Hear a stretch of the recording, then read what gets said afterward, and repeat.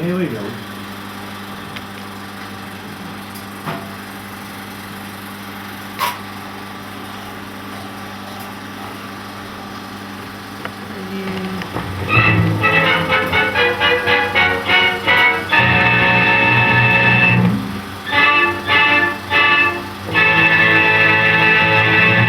The great port of Liverpool ranks first in importance in respect of its manufactured goods, for it is greater than that of London or any other port of the kingdom.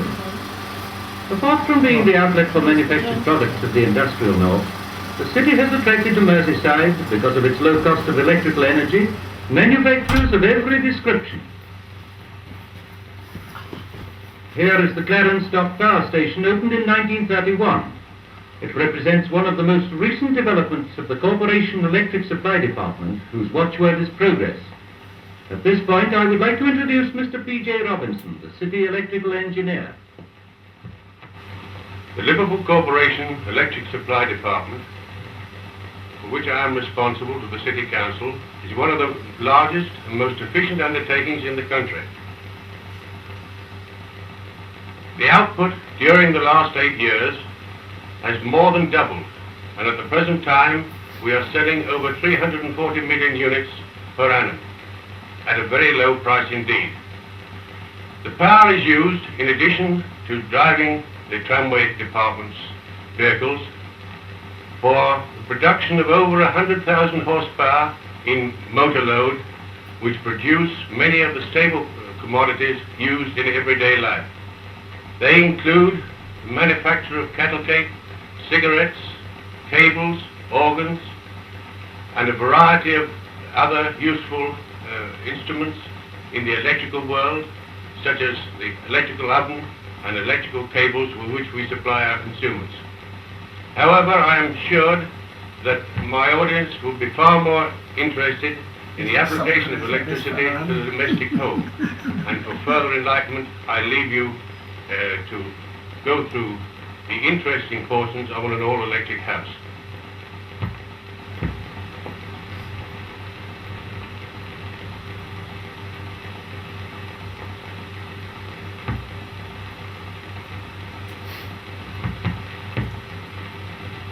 Come and sit down and tell me, when is the wedding to be? Only 3 weeks. Now I'm on my way to the registry office to get a maid. Darling, use electric maids as I do. Look, here's one that was helping me when you called. I've used an electric sweeper. I find they clean well, but they don't prevent dirt. No, but electricity does. You see, it saves handling coal and ash, and then there's no need to worry about black lead or chimney sweeps. My cooker is simplicity itself.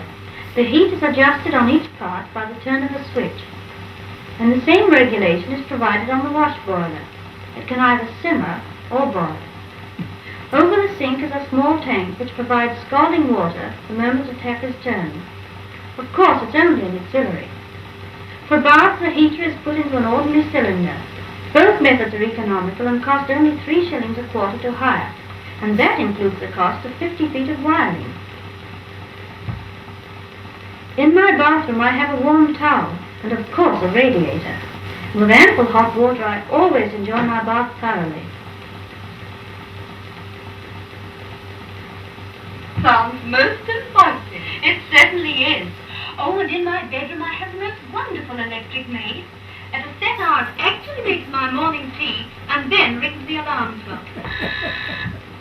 I've a marvellous bed warmer too, which warms the whole bed instead of just the tab. And with my bed head fitting I can read in absolute comfort. My toilet with the aid of electric curlers and a dryer is a real pleasure.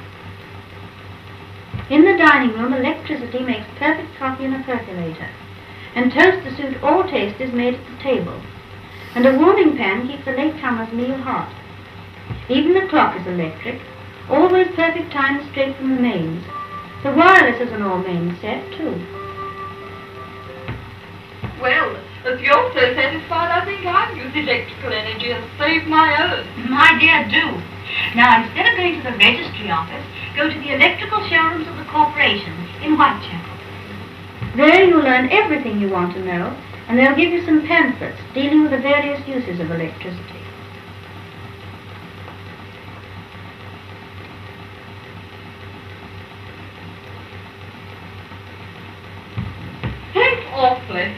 certainly electricity is worth wiring home for. I'm so glad I called. So am I. Goodbye, dear. Goodbye. Here again, in the city's most modern bakery, electricity plays its part in the hygienic production of bread. Ingenious machines perform almost every operation, thus eliminating as far as possible the handling of the dough in its preparation for the oven.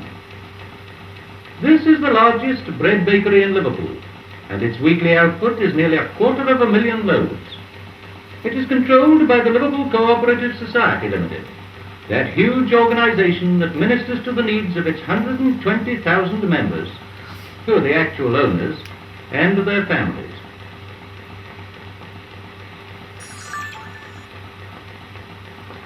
Separate bakery is used for the production of confectionery, which is delivered fresh daily to all the Society's branches. And real good confectionery it is. No less than 1,200 pounds worth is sold every week.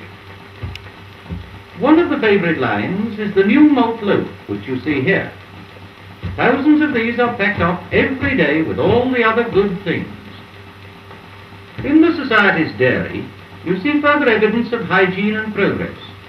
In this homogenizer, the butter fat is broken into millions of little globules and evenly distributed throughout the milk. It is bottled and then sterilized to kill any harmful bacteria.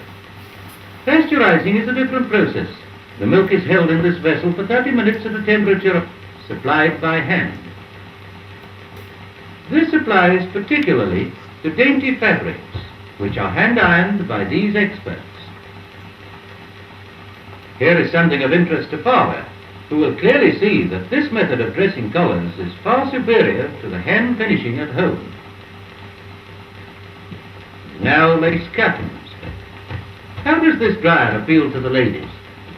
You can rely upon the laundries of today to relieve you of hard work and give you a perfect service.